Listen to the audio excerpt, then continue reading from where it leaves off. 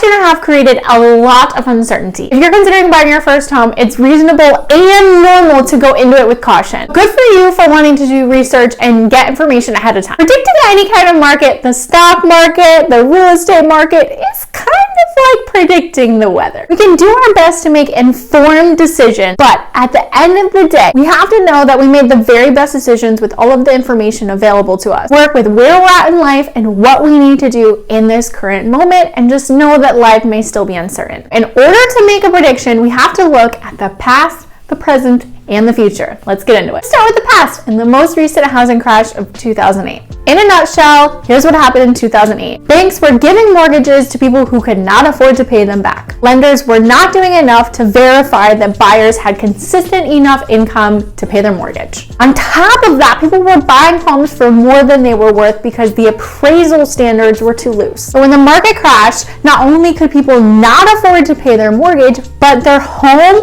was worth less than what they owed on their mortgage, which is why they foreclosed. So at a first glance, it might seem like this is what's happening in 2021. There's been a lot of job loss and people are buying homes for more than what they're worth. However, it is so much harder to get a mortgage today. Ask anyone who's got a mortgage in the last 10 years what they had to go through to get that mortgage. You have to show pay stubs, bank statements, W-2s, get employment verification. Lenders now have an obligation to prove that you can pay your mortgage back. The people who are buying homes now have proven that they can pay their mortgages back after closing. And frankly, if you're in a position to buy a home in the middle of a pandemic, you're doing pretty good. You probably have pretty stable income. Unlike in 2008, the people who have been buying homes for the last year are not the same group of people who are going to foreclose. A study done by CoreLogic in May of 2021 showed that 85% of homeowners who are at risk of foreclosure have owned their homes for more than 2 years. And because home prices have gone up so much, they have a median equity of $100,000, which means that their mortgage balance is $100,000 less than what their home is worth. So rather than foreclosing like in 2008, they could just sell. People who can't afford to pay their mortgage and are at risk of foreclosure can sell their home for profit. And that is the biggest difference between 2021 and 2008. All right, so we talked about the past. Let's move on to the future. Number one, what's happening with sellers?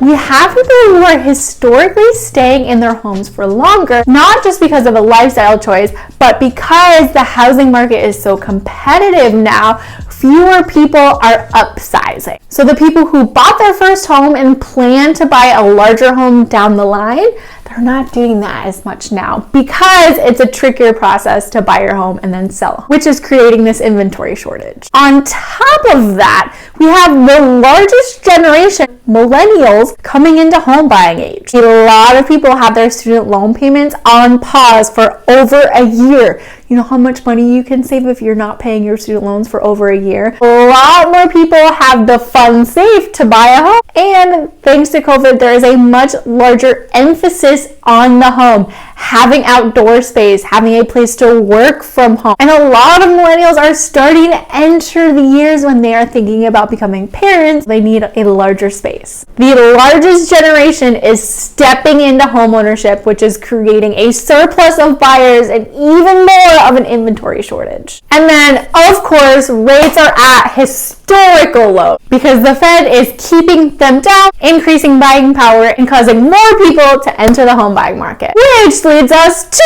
the future. I cannot predict the future, not a fortune teller, but we can do our best with the information that we have. As I mentioned, millennials are the largest generation. According to Forbes in April 2021, only 47% of millennials were homeowners. Of course, this was back in April, so the numbers are different now, but still only 47%. That means there are still a lot of millennials who have yet to become homeowners and who will be entering the market in the coming years, especially as more millennials age, pay off debt, get into better financial positions, and start to think about becoming parents. So of course, what goes up must come down. The market has to slow down eventually. This is not sustainable. But personally, I don't predict a huge amount of foreclosures or rates really shooting up. Rates are predicted to be around 3 to 4% in 2022, which is still pretty low historically. And there's still a large amount of people looking for homes. While we can predict for things to slow down and become a little less competitive, I don't necessarily see prices coming down or a crash like 2008 happening. But do your own research, form your own opinions. This is your home buying search, no one else's.